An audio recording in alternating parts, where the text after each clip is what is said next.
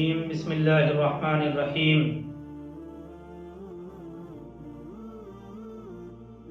ہم سورہ انفال کی آیت 33 پر ہیں اور اس آیت میں کفار مشرکین کی بات کا جواب دیا گیا ہے۔ پہلے ہم آیت دیکھتے ہیں۔ وما کان اللہ لیعذبہم وانت فیہم وما کان اللہ لیعذبہم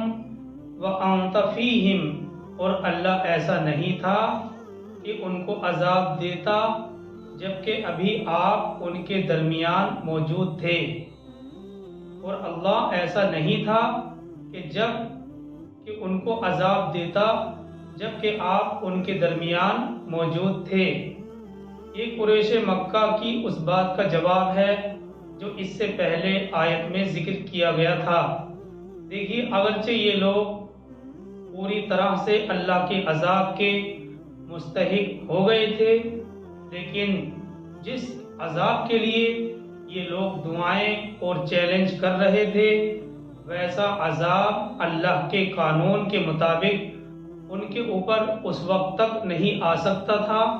جب تک کہ محمد صلی اللہ علیہ وسلم مکے میں ان کے درمیان موجود تھے، کیونکہ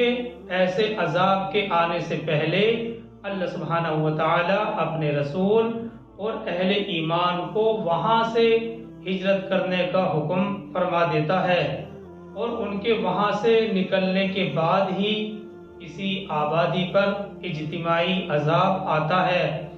جیسے ہود علیہ السلام، صالح، لوط علیہ السلام کے واقعات میں ہم پڑھ چکے ہیں کہ جب تک یہ حضرات رسول بستی میں رہے عذاب نہیں آیا، اور جب وہاں سے نکل گئے اس وقت اللہ کا عذاب نازل ہوا۔ اور ایسے حالات میں جبکہ سید الانبیاء رحمت للعالمین کا لقب دیگر جو بھیجے گئے تھے، آپ کے بستی میں موجود ہوتے ہوئے بھی ان پر عذاب آ جائے، یہ تو نبی صلی اللہ علیہ وسلم کی شان کے خلاف تھا۔ یہ ایک وجہ ہوئی، یعنی اس آیت میں پہلی وجہ یہ بیان کی ہے کہ اللہ ایسا نہیں تھا کہ ان کو عذاب دیتا جبکہ آپ اے نبی صلی اللہ علیہ وسلم ان کے درمیان موجود ہیں، بلکہ اللہ کے عذاب آنے کا قانون یہ ہے کہ اس وقت تک عذاب نہیں آ سکتا جب تک کہ محمد صلی اللہ علیہ وسلم مکے میں ان کے درمیان موجود ہوں، کیونکہ ایسے عذاب آنے سے پہلے اللہ سبحانہ وتعالی اپنے رسول اور اہل ایمان کو وہاں سے ہجرت کرنے کا حکم فرما دیتے ہیں، وہاں سے نکلنے کا حکم کر دیتے ہیں، اور ان کے وہاں سے نکلنے کے بعد ہی کسی قوم پر، کسی آبادی پر اللہ کی طرف سے اجتماعی عذاب آتا ہے، جیسے ہود علیہ السلام، لوط علیہ السلام کے واقعات میں ہم پڑھ چکے ہیں کہ جب تک یہ رسول اس بستی میں رہے، اپنی اپنی بستیوں میں رہے، عذاب نہیں آیا، اور جب وہاں سے نکال لیے گئے اس وقت عذاب نازل ہوا۔ اور خاص طور پر سید الانبیاء جو رحمت للعالمین کا لقب دے کر بھیجے گئے تھے، ان کے بستی میں رہتے ہوئے ان پر عذاب آ جائے، یہ تو نبی صلی اللہ علیہ وسلم کی شان کے خلاف تھا۔ یہ ایک وجہ ہوئی۔ دوسری وجہ ان پر اجتماعی عذاب نہ آنے کی اسی آیت کے اگلے حصے میں ذکر کی گئی ہے۔ اللہ تعالیٰ فرماتے ہیں وَمَا كَانَ اللَّهُ مُعَذِّبَهُمْ وَهُمْ يَسْتَغْفِرُونَ وَمَا كَانَ اللَّهُ مُعَذِّبَهُمْ وَهُمْ يَسْتَغْفِرُونَ، اور اللہ ان کو عذاب دینے والا نہیں تھا جب تک کہ وہ استغفار بھی کر رہے ہوں۔ دیکھیے، مراد اس سے نظریات اور اعمال کے لحاظ سے مراد اس سے یہ ہے کہ نظریات اور اعمال کے لحاظ سے مکے کی جو آبادی تھی، مکے کی آبادی کا معاملہ گڈ مڈ تھا، یعنی مکے میں تمام لوگ، ہر طرح کے لوگ موجود تھے۔ مکے کی عام لوگوں میں ایسے بھی تھے جو اپنے طور پر اللہ کا ذکر کرتے تھے، تلبیہ پڑھتے تھے اور اللہ سے استغفار بھی کرتے تھے۔ تو اللہ سبحانہ و تعالیٰ فرما رہے ہیں वमा कान अल्लाहु मुअज़्ज़िबहुम वहुम यस्तग़फ़िरून, और अल्लाह उनको अजाब देने वाला नहीं था जबकि वो इस्तिग़फ़ार भी कर रहे थे। बहरहाल मक्के की जो आबादी थी उसका मामला गुडमुड था। मक्के के आम लोगों में ऐसे भी थे जो लोग अपने तौर पर अल्लाह का जिक्र करते थे, तलबिया पढ़ते थे, इस्तिग़फ़ार करते थे, और कुछ इस तरह के ज़ुआफ़ा मुस्लिमीन भी थे जो किसी वजह से हिजरत न कर सके थे, वो अल्लाह से इस्तिग़फ़ार करते रहते थे। इन सब वजूहात से अहले मक्का पर अजाब नाजिल नहीं किया गया। और आगे इसी आयत की आयत नंबर 37 से ये मज़मून और भी वाज़ेह हो जाता है कि जब तक अल्लाह सुब्हानहू व तआला पाक और नापाक लोगों को छांट कर अलग नहीं कर देता,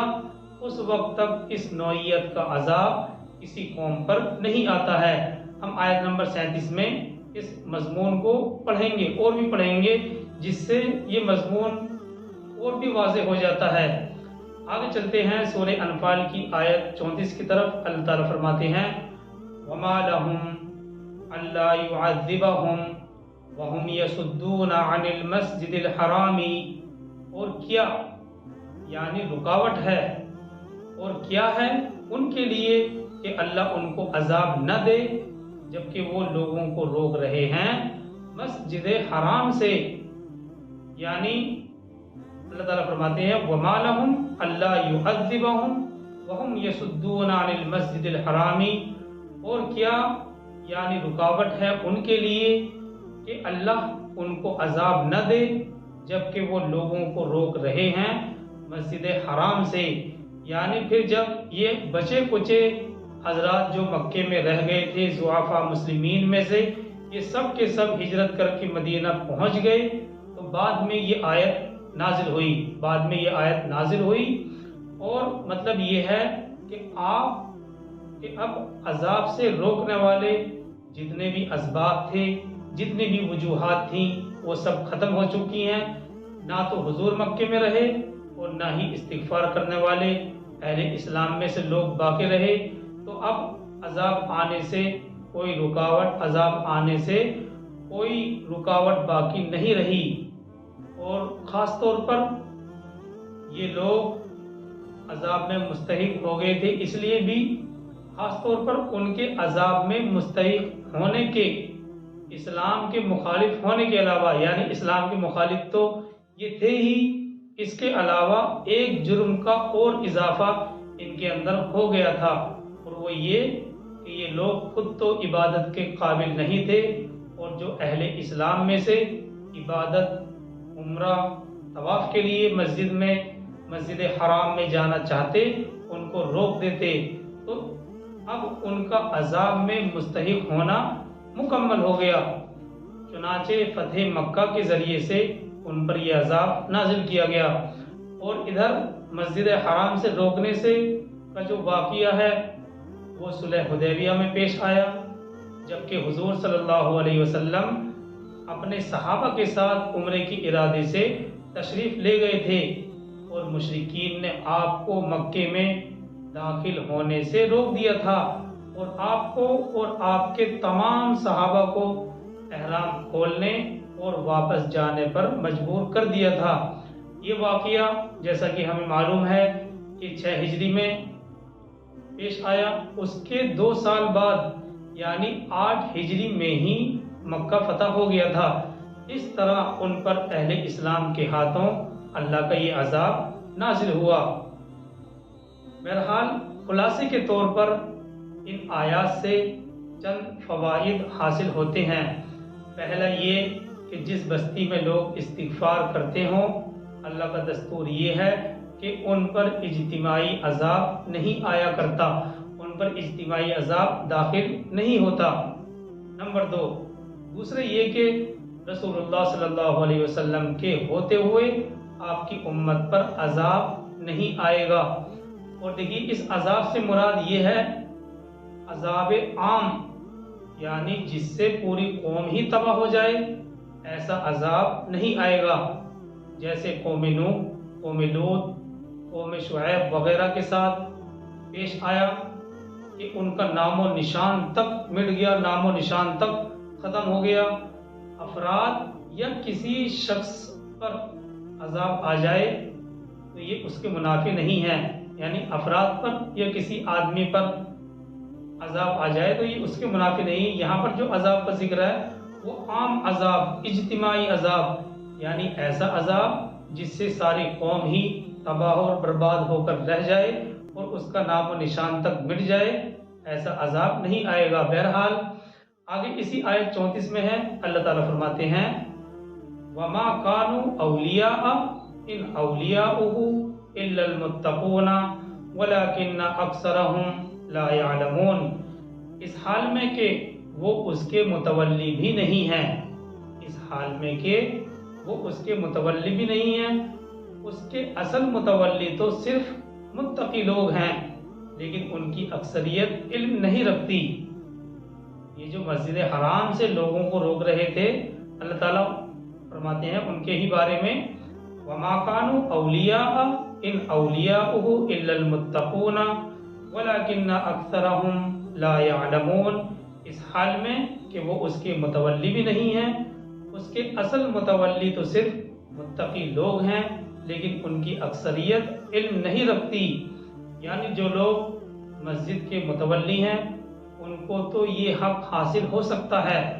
کہ اگر نمازیوں کی تکلیف کا اندیشہ ہو تو پھر پاگلوں اور آپسی جھگڑا کرنے والوں کو مسجد میں نہ آنے دے، لیکن بغیر ایسی صورتوں کے کسی کو یہ حق حاصل نہیں ہے کہ لوگوں کو اللہ کی عبادت سے مسجد میں جانے سے روک دے۔ اگر پاگل یا آپسی جھگڑا کرنے والے ہیں، مسجد میں آوازوں کو بلند کرنے والے ہیں، تو نمازیوں کی پریشانی کی وجہ سے ایسی صورتحال میں متولی کو یہ حق حاصل ہو سکتا ہے کہ ایسے لوگوں کو روک دے، لیکن ایسی صورتوں کے علاوہ کسی شخص کو، کسی آدمی کو یہ حق حاصل نہیں ہے کہ لوگوں کو اللہ کی عبادت سے مسجد میں جانے سے روک دے۔ آگے چلتے ہیں آیت 35 کی طرف وَمَا كَانَ صَلَاتُهُمْ عِنْدَ الْبَيْتِ إِلَّا مُكَاءً وَتَصْدِيَةً فَذُوقُوا الْعَذَابَ بِمَا كُنْتُمْ تَكْفُرُونَ۔ وَمَا كَانَ صَلَاتُهُمْ عِنْدَ الْبَيْتِ إِلَّا مُكَاءً وَتَصْدِيَةً، اور نہیں ہے ان کی نماز بیت اللہ کے پاس سوائے سیٹیاں بجانا اور تالیاں پیٹنا۔ فَذُوقُوا الْعَذَابَ بِمَا كُنْتُمْ تَكْفُرُونَ، تو اب چکھو مزہ عذاب کا اپنے کفر کی پاداش میں۔ یہاں یہ واضح کر دیا گیا ہے کہ عذاب صرف آسمان سے پتھروں کی صورت میں ہی نہیں آیا کرتا، بلکہ جنگ بدر میں ان کی فیصلہ کن شکست ان کے حق میں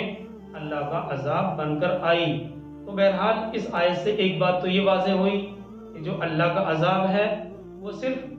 آسمانی پتھروں کی صورت میں ہی نہیں آیا کرتا، بلکہ جنگ بدر میں کھلی ہوئی فیصلہ کن شکست ان کے حق میں اللہ کا عذاب بن کر آئی۔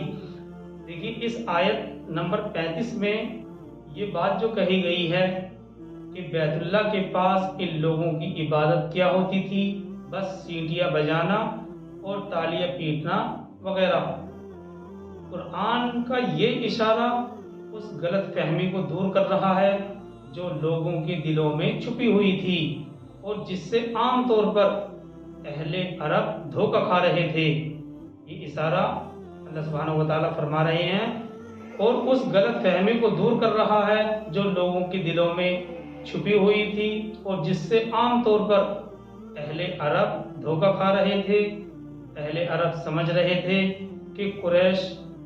کیونکہ بیت اللہ کے مجاور ہیں، وہاں عبادت بھی کرتے ہیں، اس لیے ان پر اللہ کا فضل ہے۔ اس آیت نے نازل ہو کر ہمیں یہ بتلا دیا کہ صرف میراث میں مجاورت پا لینے سے کوئی شخص کسی عبادت گاہ کا مجاور نہیں ہو سکتا۔ عبادت گاہ کا مجاور اور متولی تو صرف پرہیزگار لوگ ہی ہو سکتے ہیں، اور ان لوگوں کا حال یہ ہے کہ ایک جماعت کو جو صرف اللہ کی عبادت کرنے والی ہے ان کو عبادت گاہ میں آنے سے روکتے ہیں، इस तरह ये मुतवल्ली खादिम बनकर रहने के बजाय इस इबादतगाह के मालिक बन बैठे हैं, जैसा कि आजकल मस्जिदों में भी इसी तरह का होता है। आपको इस बात का, अपने आप को इस बात का हकदार समझने लगते हैं कि जिससे ये नाराज हों उसे इबादत करने न आने दें। बहरहाल ये हरकत परहेजगारों की नहीं हो सकती, परहेजगारी की दलील नहीं है। अब रही उनकी वो इबादत जो वो बैतुल्लाह के पास करते थे, तो इस इबादत के अंदर ना तो खुशू था, ना खुजू, ना अल्लाह की तरफ तवज्जो, ना जिक्र इलाही, बस एक बेमाना शोर गुल और लहू लईब खेल कूद है जिसका नाम उन्होंने इबादत रख लिया है। ऐसी नुमाइशी बैतुल्लाह की खिदमत और ऐसी झूठी इबादत पर आखिर फजल इलाही के ये लोग कैसे मुस्तहिक हो सकते हैं, और ये चीज़ उन्हें अल्लाह के अजाब से कैसे बचा सकती है। तो बहरहाल ये जो इबादत है, इसीलिए अल्लाह सुब्हानहु व तआला ने बताया कि बैतुल्लाह के पास उनकी जो इबादत हुआ करती थी सिर्फ शोर गुल लहू लईब, उस इबादत के अंदर ना खुशू, ना खुजू, ना अल्लाह की तरफ तवज्जो, ना जिक्र इलाही, बस एक बेमाना शोर गुल लहू लईब खेल कूद जिसका नाम उन्होंने इबादत रख लिया था। ऐसी नुमाइशी बैतुल्लाह की खिदमत और ऐसी झूठी इबादत पर आखिर ये फजल इलाही के कैसे मुस्तहिक हो सकते हैं, और ये चीज़ उन्हें कैसे अजाब इलाही से बचा सकती है। सूरह अनफाल की इस आयत 35 में इसी चीज़ को बयान किया गया है। वमा काना सलातुहुम इंदल बैती इल्ला मुकाअम व तस्दिया फदूकुल अज़ाबा बिमा कुंतुम तकफुरून, और नहीं है उनकी नमाज बैतुल्लाह के पास सिवाय सीटियाँ बजाना और तालियाँ पीटना, फदूकुल अज़ाब बिमा कुंतुम तकफुरून, तो अब चखो मज़ा अजाब का अपने कुफ्र की पादाश में, अपने कुफ्र करने की वजह से। आगे चलते हैं आयत नंबर 36 की तरफ। अल्लाह ताला फरमाते हैं, इन्नल लज़ीना कफ़रू युनफ़िक़ूना अम्वालहुम लियसुद्दू अन सबीलिल्लाहि, बेशक कुफ्र करने वाले लोग अपने माल खर्च करते हैं ताकि लोगों को अल्लाह के रास्ते से रोकें, ताकि वो रोकें अल्लाह के रास्ते से। इन्नल लज़ीना कफ़रू युनफ़िक़ूना अम्वालहुम लियसुद्दू अन सबीलिल्लाहि, बेशक कुफ्र करने वाले लोग अपना माल खर्च करते हैं ताकि लोगों को रोके अल्लाह के रास्ते से। देखिए, ऐसे इखराजात यानी ऐसा खर्च करना, ऐसे खर्च करने को इन्फाक फी सबील शैतान और इन्फाक फी सबील शिर्क कहा जाता है। ऐसे खर्च करने को इन्फाक फी सबील शैतान, जैसा कि अल्लाह के रास्ते में को कहा जाता है इन्फाक फी सबीलिल्लाह,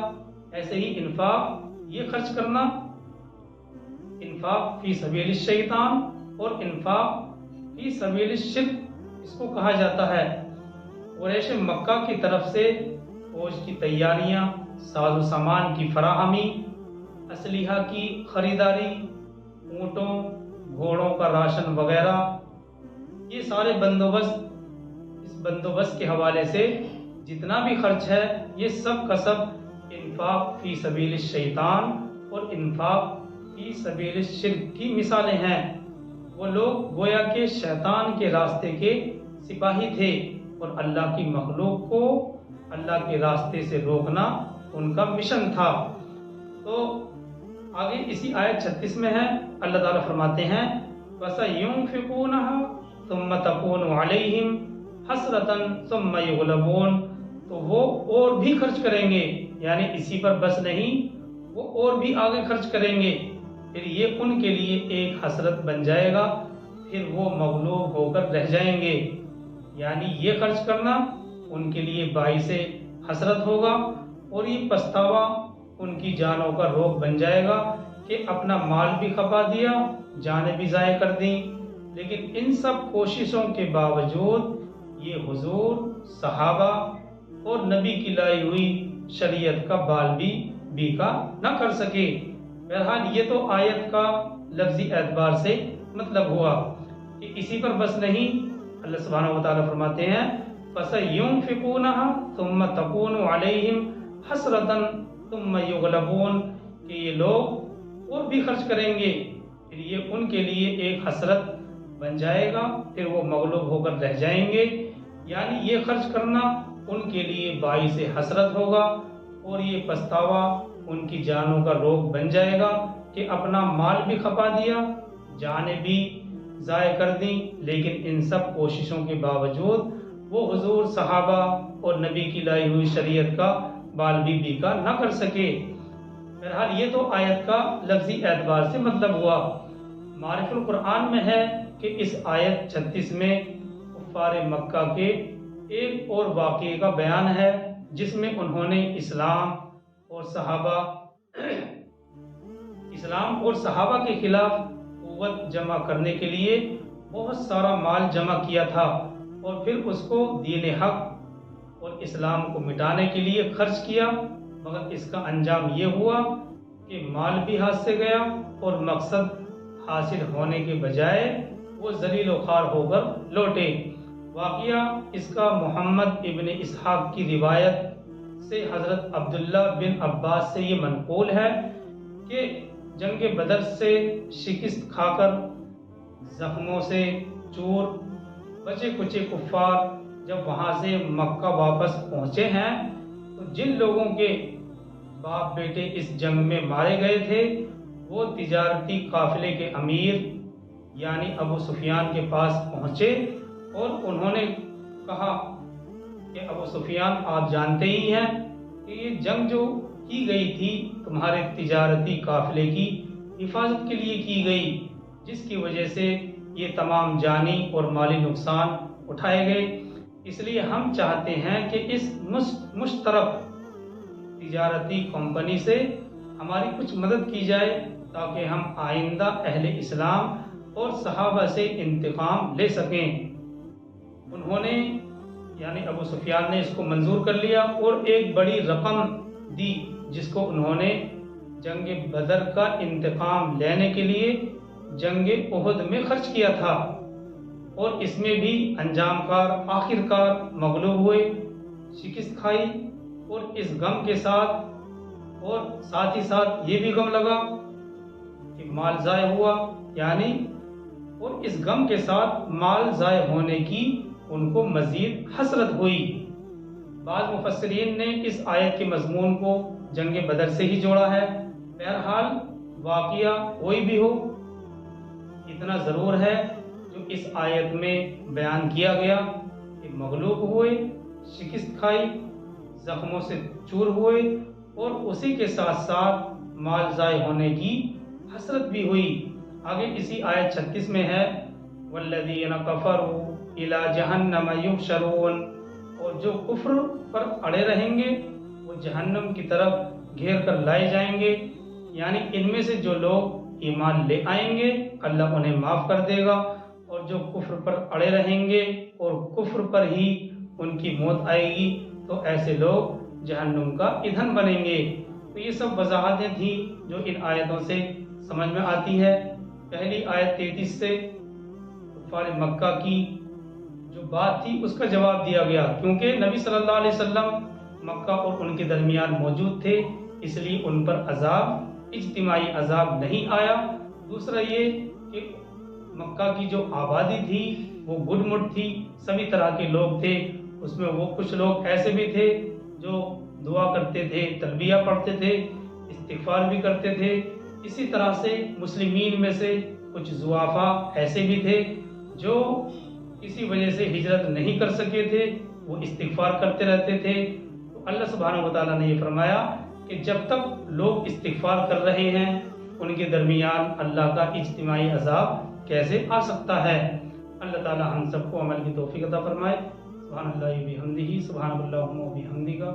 نشہد ان لا الہ الا انت ونستغفرک ونتوب الیک۔ سبحان ربک رب العزۃ عما یصفون وسلام علی المرسلین۔ والحمد للہ رب العالمین۔ الحمدللہ، جزاک اللہ خیر صاحب، ماشاء اللہ بہت ہی اچھی بات سنا، انشاء اللہ